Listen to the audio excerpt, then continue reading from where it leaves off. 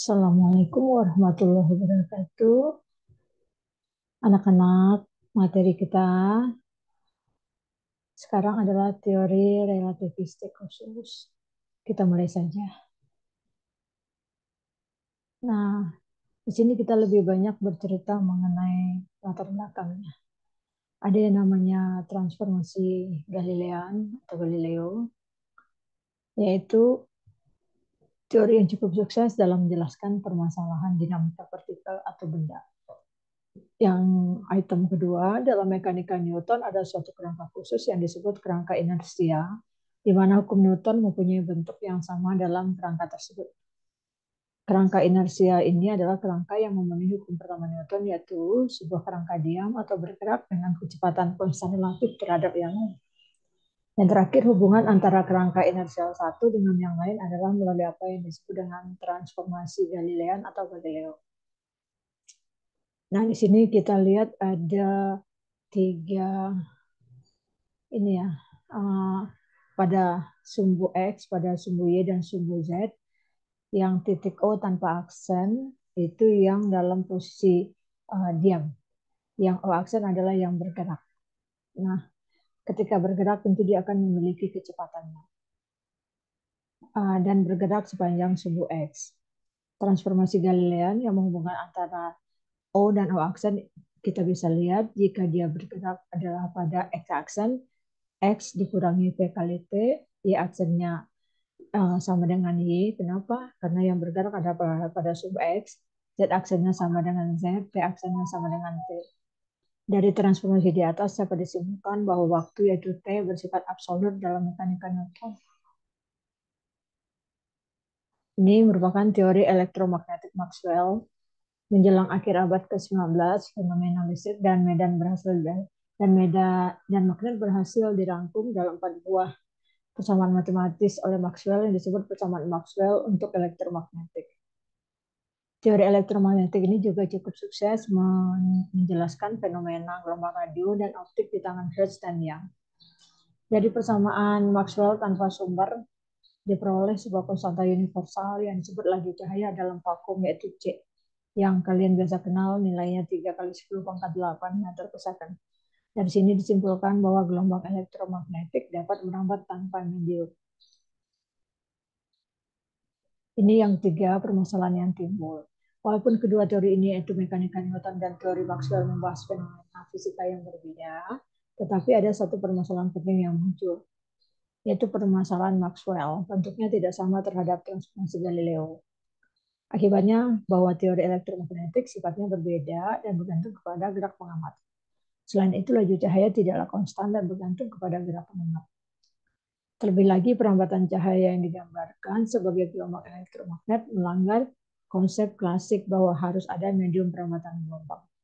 Oleh karenanya, para fisikawan yang waktu itu mengusulkan sebuah medium yang disebut ether yang bergerak dengan kecepatan konstan relatif terhadap bumi.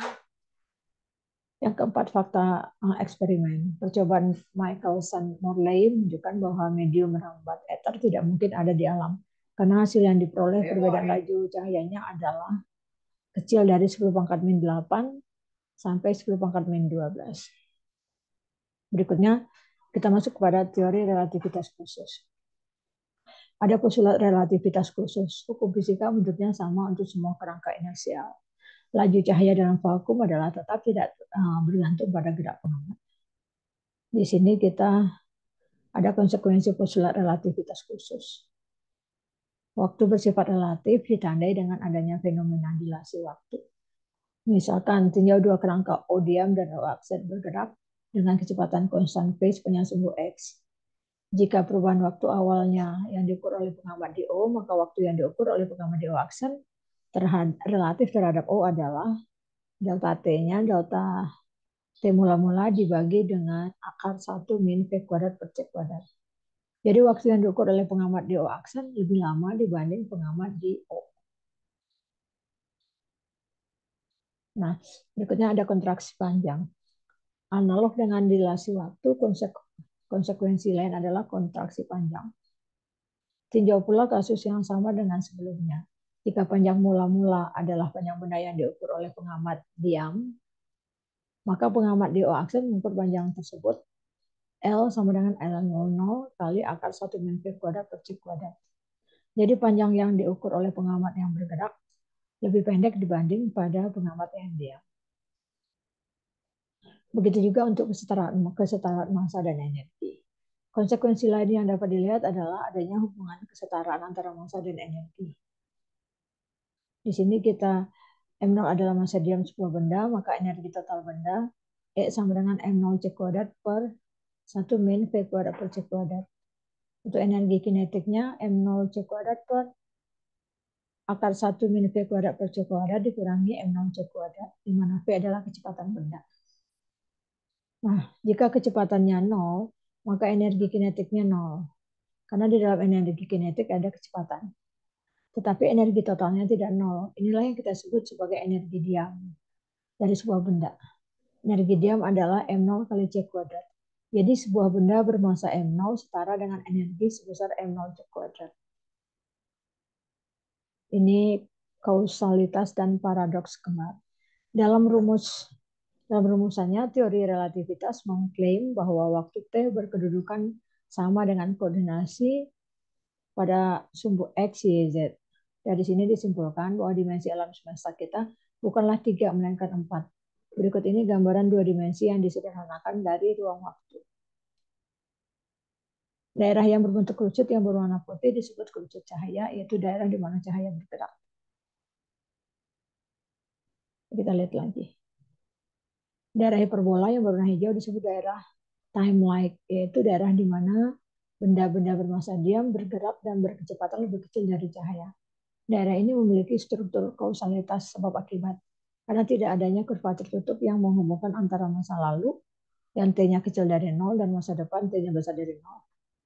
Daerah hiperbola yang berwarna biru disebut daerah space-like, yaitu daerah di mana benda-benda bergerak melebihi kecepatan cahaya. Dalam daerah ini tidak berlaku kausalitas.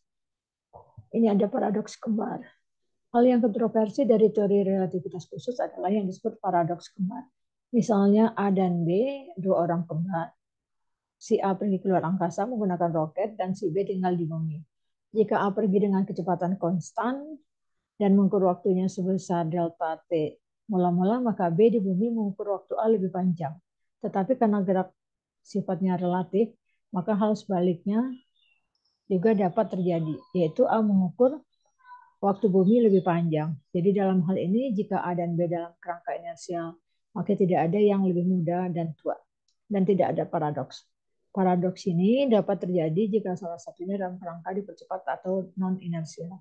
Pada kenyataannya, A yang pergi keluar angkasa mengalami percepatan, yaitu dari diam ke bergerak dengan kecepatan awal berubah-ubah hingga mendekati konstan. Sehingga paradoks pun dapat terjadi. Oke. Untuk pertemuan yang pertama ini yang baru bisa kita bahas. Pertemuan berikutnya akan kita lanjutkan. Terima kasih atas perhatian kalian. Assalamualaikum warahmatullahi wabarakatuh.